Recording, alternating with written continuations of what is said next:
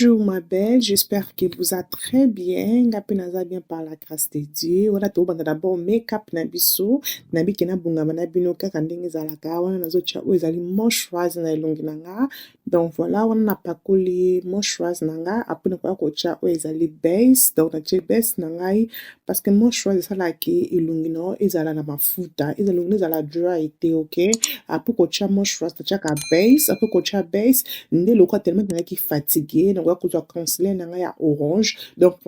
concealer nyonso tu ya couleur ya orange oza nango okoki kosalela eza na problème te. Onga na osala ezali concealer ya marque na couleur ya orange. Donc natia yango ba place bomonaki na se ya misu likolo ya mbanga et tout. Après na osala poudre na nga oyo nalinga yango mingi ezali poudre ya NARS ba les belles dames. Ça fait presque une année que na somba yango et eza vraiment ebele. Boyebi ki nga tia na maquillage et nyonso te. Na tia maquillage de occasion et tout ça qui na obima. Mais c'est pas comme ça que naza ndako bien na obetaka tourna ok shop na tia maquillage na tia te. Donc nga mi poso na ngezo mupepe ba les belles dames eza vraiment important. Après na koya ko tia oyo ezali concealer na nga ya Elegel Pro et na koloba te lo bondeli. Après ko tia concealer na nga ya Elegel, après na koya ko boire ka spray na ngai et na ko benda concealer na ngai. Donc voilà, quand on m'a koloba ki eza vraiment important ba les belles dames kosala ka maquillage et nyonso te tikaka vraiment po na yo ezwa mupepe eza important. Surtout biso ba maman comme ça et ba 40 ans biso na ba 3 ans na ba 2 ans na ba une année comme ça les belles dames sala ka mingi masque eza important, ok? Donc voilà, après ko tia concealer na nga ko bomoni ki eza vraiment ndina linga ki te eza vraiment na lumière à makasi te. Après na ko tia siko oyo ezali concealer na ngai ya Juvia's Place je pense et na tikango Evanda et na ko salela oyo ezali concealer na ngai ya mundu pour la contouring ezali concealer ya Fenty. Donc concealer oyo ya Fenty eza concealer à liboso na soma bloc à Fenty ba les belles dames. Concealer au modèle Wumelinga. Par ata 6 ans te boy. Pardon, tellement ça na maquillage et nyonso te ba les belles dames ka bisomba ope. Anyway, après na bendi concealer na nga kombo moni bien après na kozongela concealer na nga pembe ona check na se misu et na bendi en bomoni skoke sa misu na nga ebimisi couleur nde na linga ki donc voilà. Donc yango za para pso tchongo mingi te tellement que ça concealer moko kilo za mai mais ça vraiment concentré donc ton check seulement mon qui au mona ke sala kitoko na sa misu après na ko zo Fenty poudre na biso ya banana ya setting powder et yango nde na koya kozwa siko na koya kotchongo na si ona pona kotia bisika ona pokola ki concealer na nga na linga poudre o mingi ba les belles dames. Fenty asali poudre oyo ya banana vraiment kitoko et après na koya kozwa poudre na nga ya contouring na koya kolandisa bisika ona tiaki contour na nga ya Fenty, ok? Kande bozomona elongi ezokende biso na wana tosala contour ya elongi na biso avant que tokota na misu na biso donc voilà et na pe ko contour oyo ezali zolo na nga et wana na kokota na misu. Non la telamba na nga ezali noir na argent et na bete couleur ni no sala ba les belles dames couleur auto crayon canabino to mona nde couleur na biso et ko mpona na nga to sala couleur noir non na nga pe couleur mo différent donc voilà c'est ça que to créer couleur on a bino na misu tout la ndenge couleur na biso et ko sala na misu vraiment simple mais c'était joli I like it.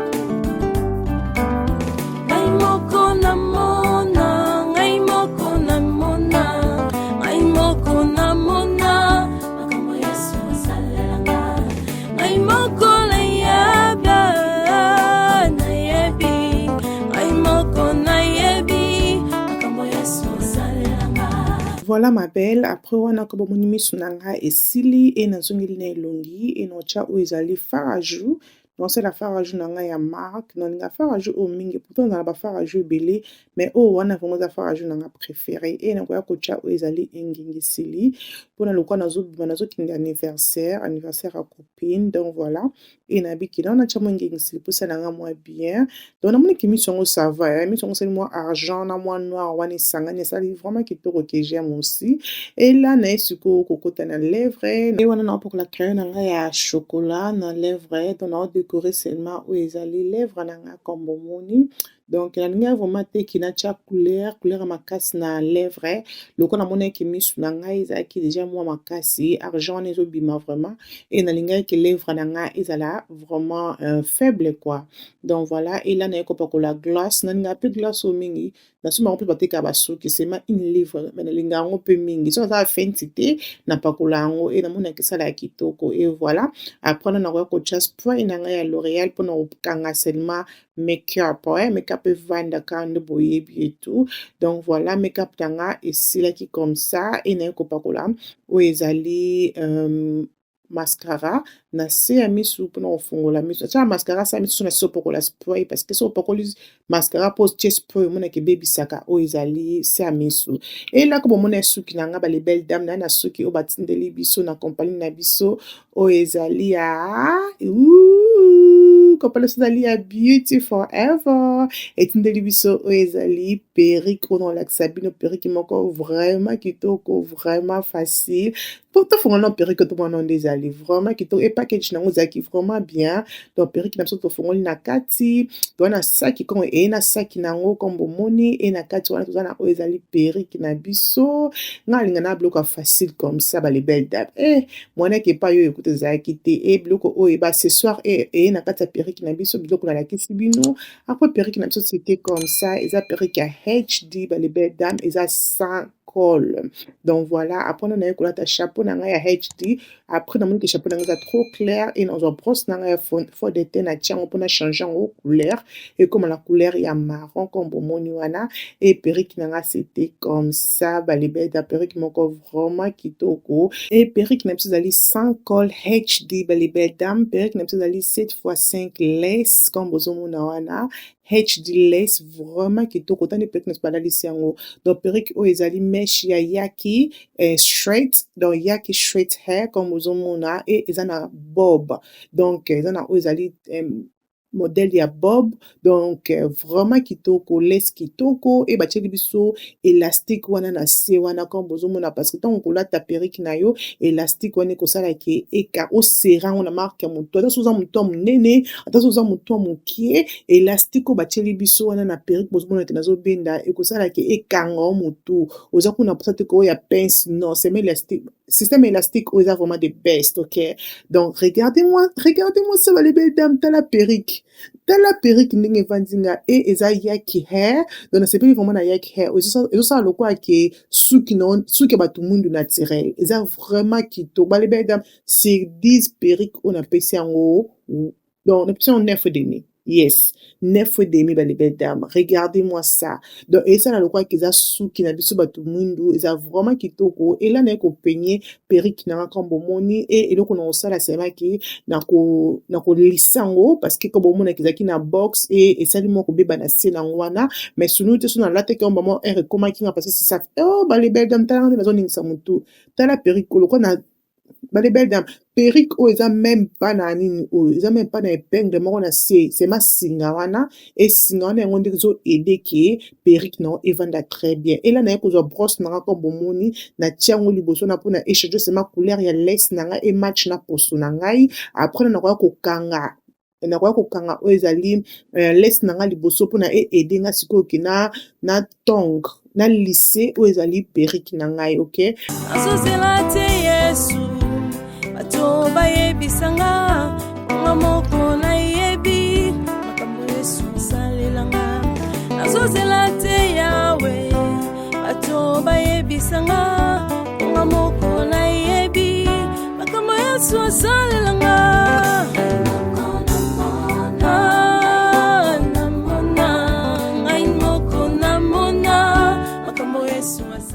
Voilà ma belle, comme omoni perruque na ngai evandi nga vraiment kitoko na motu, okasi okwaki nauti salon, me nauti na salon te, basali yango vraiment kitoko, e na nzela batieli biso wana esali yango vraiment kitoko, kona mbike perruque na nga lese nango eza 7x5, eza vraiment kitoko e eza na modele ya bob comme bozomona etondi vraiment, e eloko nasepelaki nango suki nango ezali yaki straight hair, donc eza okosala mpe so olingi osala mpe so olingi curly, mais straight vraiment nde eza vraiment de même quoi. Après na nasilisi suki na nga nasilisi maquillage na nga na natia baccessoire na nga ya Julia, donc voilà wana nalata baccessoire na nga Julia etindelaki nga na nembosaki wana bino non, et j'aime bien vraiment mpona Julia baccessoire rien à dire, donc wana nalata argent natia yango mpe eza argent na gold, donc voilà ela naye kotia eloko matoyi na ngai comme bozomona nazobendaka ya beauté lokola oke mwa restaurant ezalaki anniversaire ya copine nabeta mwa tour et tout e maquillage esalaka bien tandi maquillage ebwaki nga na elongi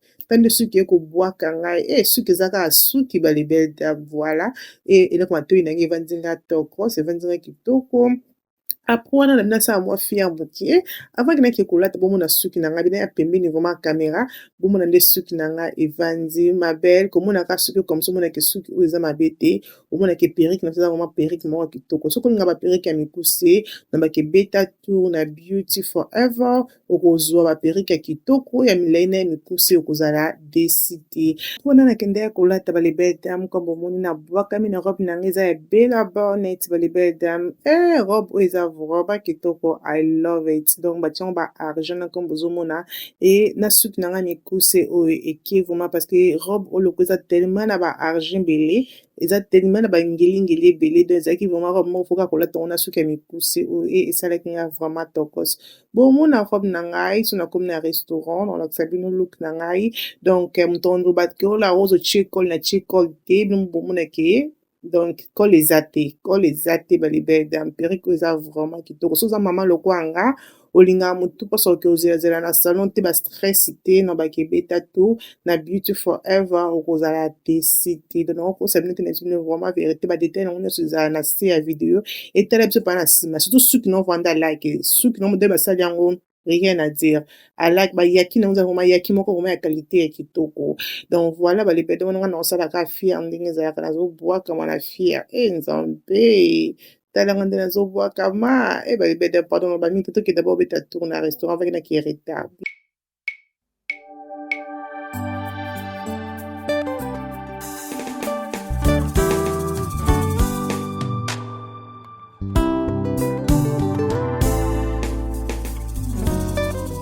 Voilà ma belle, on a comme un restaurant, comme vous avez